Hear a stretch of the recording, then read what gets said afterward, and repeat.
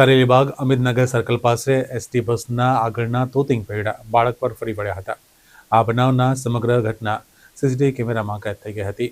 વડોદરાના કરેલીબાગ અમિતનગર સર્કલ પાસે એસટી બસની અડફેટે દેવી પૂજક પરિવારના 5 વર્ષના બાળકનું કમકમાટીભર્યું મોત નીપજ્યું હતું. રાત્રિ બજાર તરફથી આવી અમદાવાદ તરફ જઈ રહેલી બસની તરફ અચાનક દોડી આવેલ બાળક રવિના માથા પર બસના આગળના તોતિંગ પૈડા ફરી વળ્યા હતા. ઘટનાના સીસીટીવી કેમેરામાં કેદ થયા હતા. અમિતનગર બ્રિજ નીચે રહેતા અને ફુગા વેચી જીવન નિર્વાહ કરતા દેવી પૂજક પરિવારો પાણી ભરવા માટે સામે આવેલ 4 નાસ્તાની દુકાનો પાસે ગયા હતા.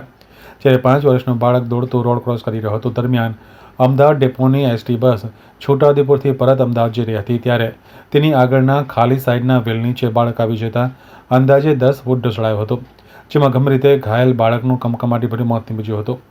બનાવને પગલે એકઠા થઈ ગયેલ લોકોમાં ભારે આક્રોશ જોવા મળ્યો હતો. જ્યારે દેવી પૂજક પરિવાર આક્રંદ સાથે પોલીસને મદદ કરવા માટે વિનવી રહ્યો હતો. અંદાજે 5:35 અકસ્માત સર્જી ફરાર થઈ જવાનો પ્રયત્ન કરતા ડ્રાઈવર પરેશ ઉપાધ્યાયને સ્થાનિકોએ પકડી પોલીસને સોંપ્યો હતો. 8 વર્ષ અગાઉ અમિતનગર સર્કલ પાસે જ સાયકલ સવાર વિદ્યાર્થીનું બસની અડફેટે મોત થયું હતું. તાજેતરમાં ફરી બસનો પોઈન્ટ શરૂ થયો હતો, પરંતુ તંત્રએ આ ઉપરથી કોઈ બોધપાઠ લીધો નથી.